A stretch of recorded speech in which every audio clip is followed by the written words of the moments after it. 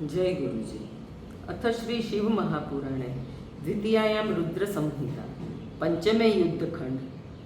जलंधर वधोपाख्याने अथ पंचदशोऽध्यायः। सनत्कुमार उवाच। एकदा वारिधिसूतो वृन्दापतिरुदारधि सभार्यः संस्थितो वीरो सुरै सर्वै समन्वितः तत्रा जगाम सुप्रीतः सुवर्चास्त्वथ भार्गव तेजः पूज्यो मूर्त इव भायसन्न्यस्कलादिश तं दृष्ट्वा गुरुमायान्तम् असुरास्ते लिखादृतं प्रणेमु प्रीतमनसः सिन्धुपुत्रोऽपि सादरं दत्त्वा श्रीवर्चनं तेभ्यो भार्गवस्तेजसान्निधि निशसादासने रम्ये सनत्स्थुस्तेऽपि कुर्वत अथ सिन्ध्वात्मजो वीरो दृष्ट्वा प्रीत्या निजां सभां जलन्धरः प्रसन्नो भूदन् ष्टवरशासन तस्थितं छिन्नशिरसं दृष्ट्वा राहुं स दैत्यराट् पप्रच्छ भार्गवं शीघ्रं मदं सागरनन्दनं जलन्धर उवाच केनेदं विहितं राहो शिरश्छेदनकं प्रभो तद्ब्रूहि निखिलं वृत्तं यथावतत्वतो गुरो। सनत्कुमार उवाच इत्याकर्णेव च तस्य सिन्धुपुत्रस्य भार्गव स्मृत्वा शिवपदाम्भोजं प्रत्युवाच यथार्थवत्। शुक्र उवाच जलन्धर महावीर सर्वासुरसहायक शृणु वृत्तान्तमखिलं यथावत्कथयामि ते। पुरा भवद्वलिर्वीरो विरोचनसुतो बलि हिरण्यकशिपोश्चैव प्रपौत्रो धर्मवित्तमः पराजितासुरास्तेन रमेशं शरणं ययु सवा स्ववृत्तान्तम् आचख्युस्वार्थसाधका तदा ज्ञयासुरे सार्ध्वं चक्रुसन्धिमयोऽसुरा स्वकार्यसिद्ध्यै तात छलकर्म विचक्षणा अथामृतार्थं सिन्धोश्च मन्थनं चक्रुरादत्तात्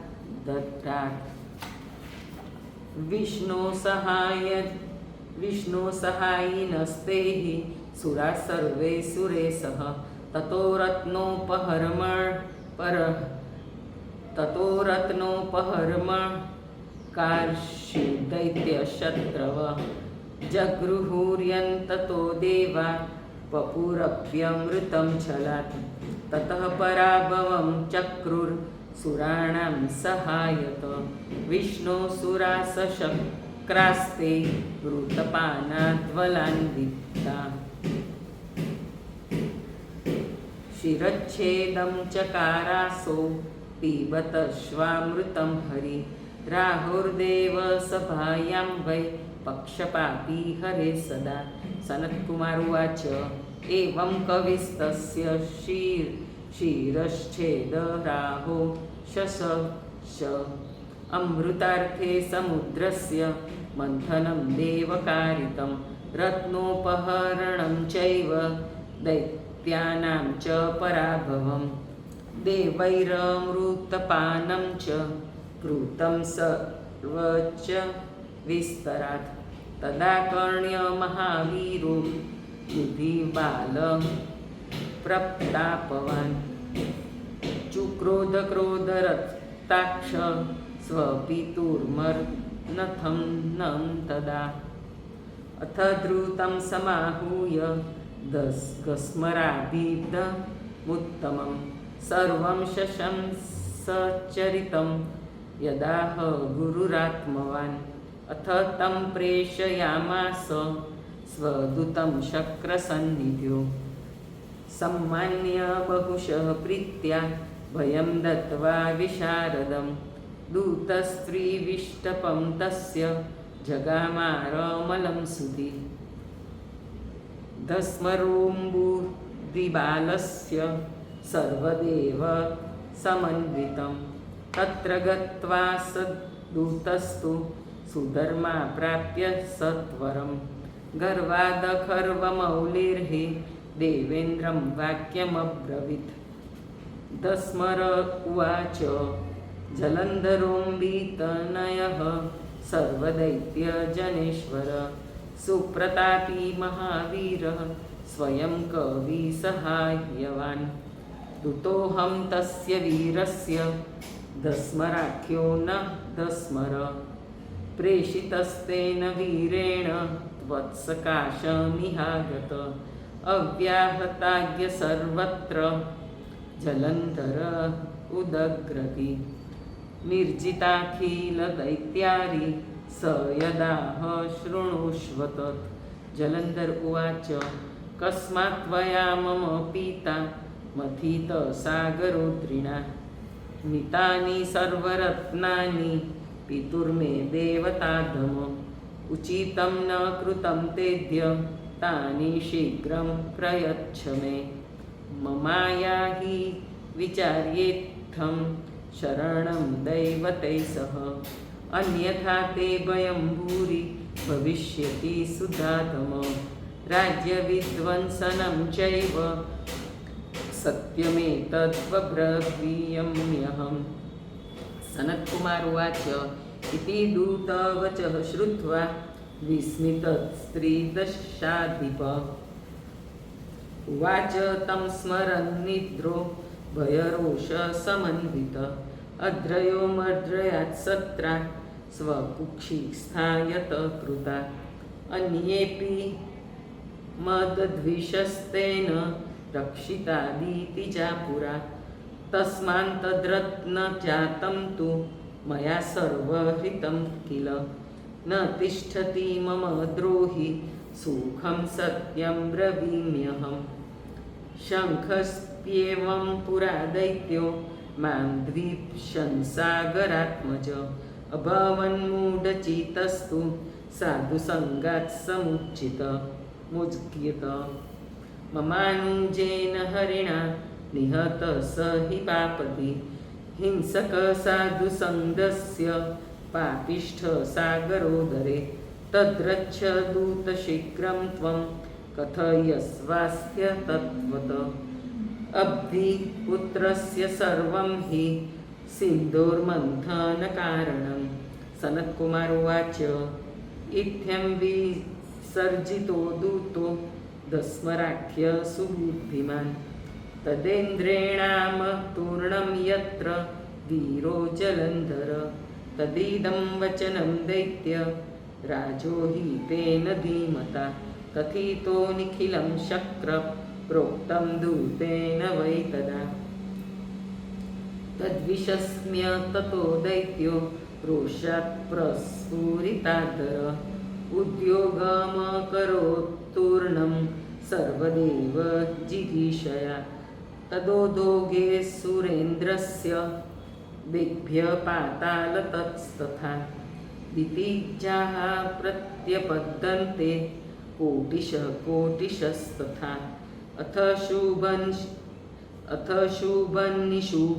शुम्भार्दैर्बलाधिपतिकोटिभिः निर्जगाम महावीर सिन्धुपुत्र प्रतापवान् प्रापः त्रिविष्टपं सद्यः सर्वसैन्यसमावृत दशमो शङ्खजलदिजो नेदुर्वीराश्व सर्वत गत्वा त्रिविष्टपं दैत्यो नन्दनाधिष्ठितोऽभवत् सर्वसैन्यं समावृत्य कुर्वाणसिंहवध्वं पुरमावृत्य तिष्ठत् दृष्ट्वा सैन्यबलं महत् निर्ययुस्तत्त्वमरावत्या देवायुद्धाय दंशिता ततः समभव युद्धं देवदानवसेनयो मुसले परिधोर्बाणे गदा परशु शक्तिभिः तेन्योऽयं समदावेता जघ्नतुश्च परस्पर क्षणेनाभवतां सेने रुधिरोदपरिप्लुते पतिते पत्यमानैश्च गजाश्वरथपत्तिभिः यराजते रणे भूमि सन्ध्याभ्रपटलैरिव तत्र युद्धे माता मृतान्दैत्यान्भागर्वस्थान जीवयत् विद्ययामृतजीविन्या मन्त्रितेस्तो यद्बुद्बिन्दुभिः देवानपि तथा युद्धे तत्राजीवयदङ्गिरा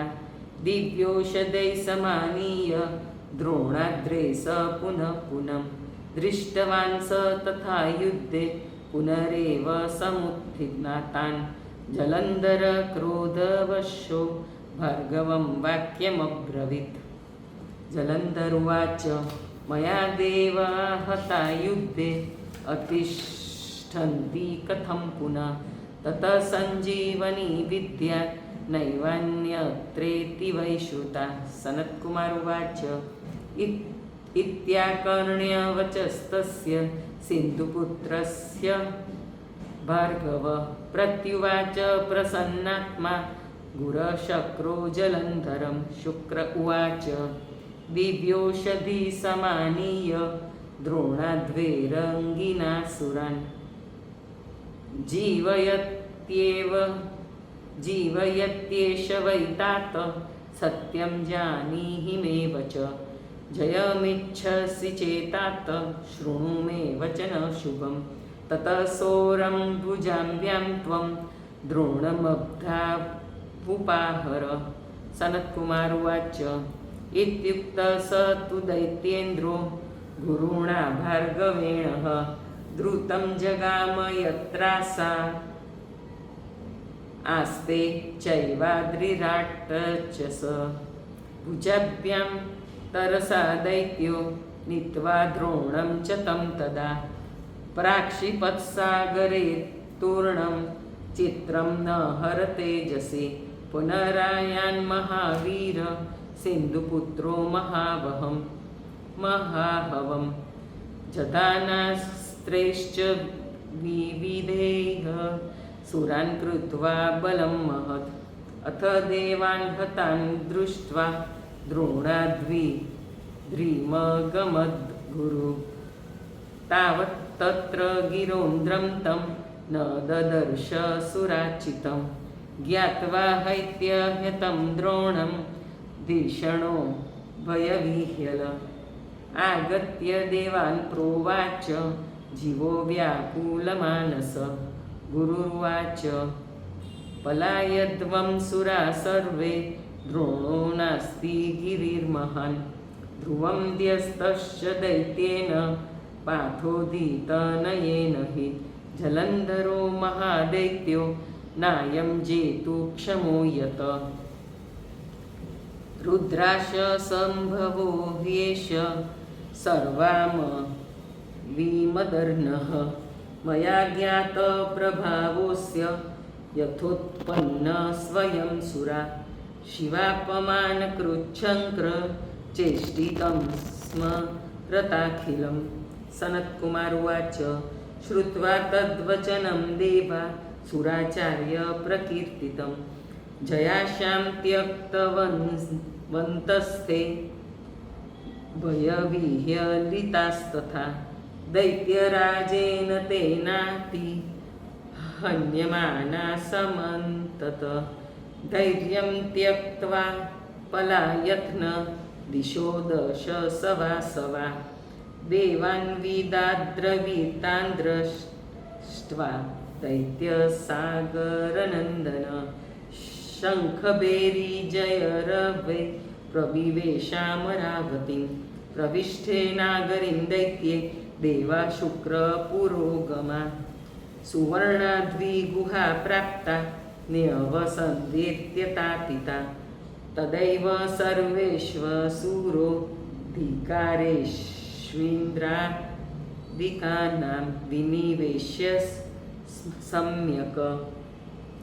शुभादिकान्देत्यवरान् पृथक् स्वयं सुवर्णाद्विग्वाः व्यगामुन्ने। इति श्रीशिवमहापुराणे द्वितीयायां रुद्रसंहिता पंचमे युद्धखंड जलंधर वध्योपाख्याने देवजलंधर युद्धवर्णनं नाम 15 जय गुरुजी।